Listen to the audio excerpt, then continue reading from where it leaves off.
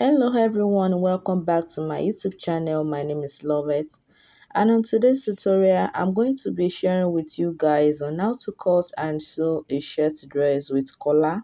So if this is something you're interested in, do well to keep on watching. Subscribe to my channel and let's get started.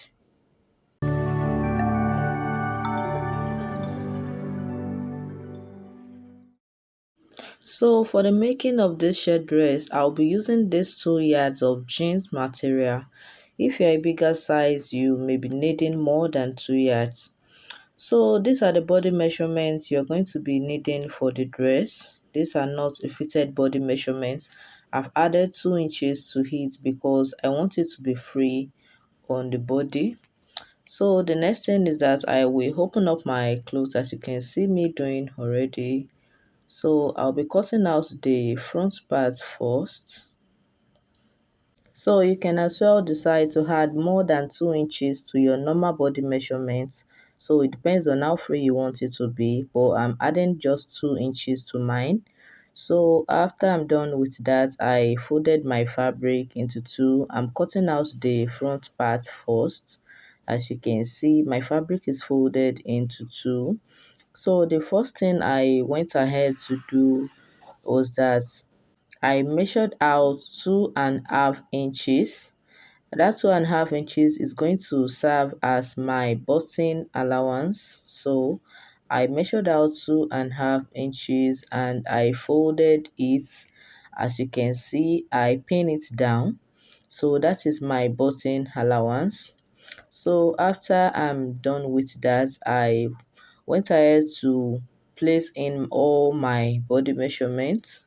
So for the shoulder measurement, I used 15 inches. So 15 divided by 2, that is 7.5. So I marked out my 7.5. So, and I added half inch, which is going to be serving as my sewing allowance. So that makes it 8 inches. So the next thing is that I went ahead to put in my neckline measurement. For the neck width, I used 3 inches, and for the depth for the front, I used 3 inches as well. So it is 3 by 3 inches. So after I'm done with that, I join the lines together with a curve. So the next thing is that from the shoulder line, I went down by 1 inch and I connected the lines together. So that is my shoulder slope. So after I'm done with that, guys, the next thing is that I went down from that 1 inches. I went down by 9 inches, so which is going to serve as my chest line. So that is where I'm going to be taking my bust measurements. So after I'm done with that, I placed my tape rule at the tip of my clothes again and I ruled out my waistline. So that is 18 inches, and the next line is my hip line. That is where I'm going to be taking my hip measurement, and I use 26 inches. So the next thing now is to uh, put in my normal body measurements, the body measurements I'll be using. So the normal bust measurement is 38 inches, but I added 2 inches, making 40 inches, and I divided it by 4, that is 10. I added 2 inches sewing allowance to it, so that is 12 inches. So for the waist measurement, I used, so the normal waist measurement is 34 inches and I added 2 inches, that is 36. 36 divided by 4, that is 9 inches plus 2, so 2 inches for sewing allowance, that is 11 inches. And for the hip, the normal hip measurement is 44 inches. So I added 2 inches as well and I divided it by 4 as well. So after I'm done, I connected the lines together as you can see me doing. I joined the lines together. You can see the shape is already coming out. So from this 1 inch, the shoulder measurement that I measured out, that's 8 inches. So I ruled out the 8 inches on the chest line as well, and I join it with a straight line, as you can see. So that gives me this L shape.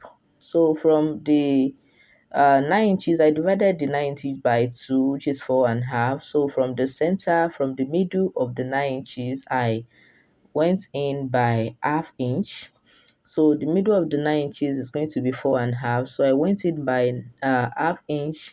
So, and I connected the lines together like this, as you can see me doing. I connected the lines together with that from that shoulder slope, that's 1 inch that I went down with. So I connected that lines to that 4.5, for with that 4.5, with that half inch that I went in with, and I connected it to the uh, chest line with a curve. So that is going to serve as my armhole curve. So um the front of our cloth is almost ready, so I have to move it down so you'll be able to see the down part of the cloth. So from my hip measurement here, I'm going to be ruling it down. So the down part is going to be a little bit free. So here I'm marking out my gown measurements.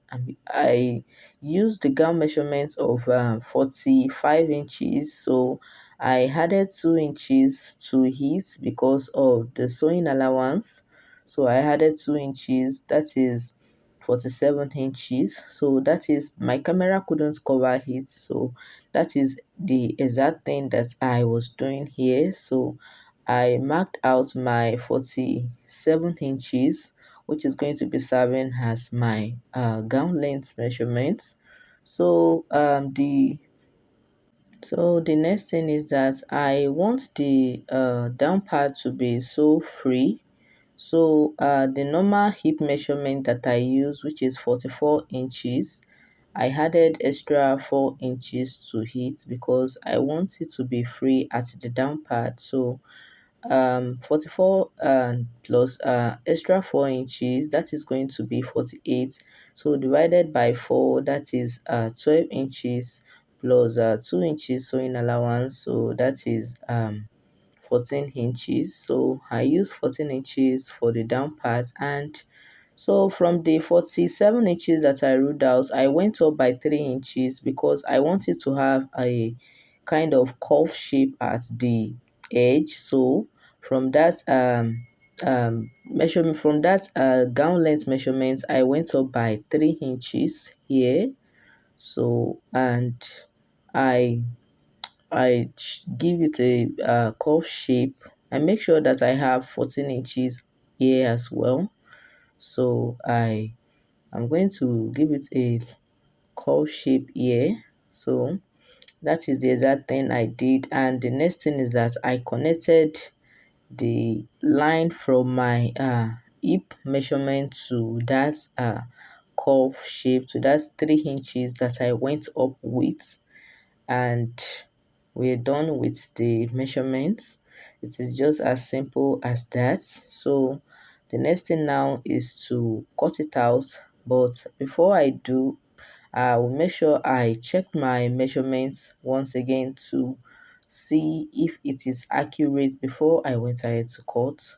So um I've done that, and the next thing now is that I cut it out.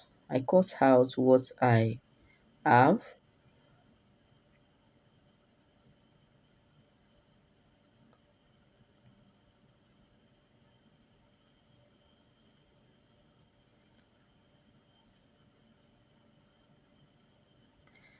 So guys, if you're yet to subscribe to my channel at this point, please subscribe to my channel and click on the notification bell in order to be notified anytime I drop a new video. So guys, this is what I have after I'm done with it. This is the front part.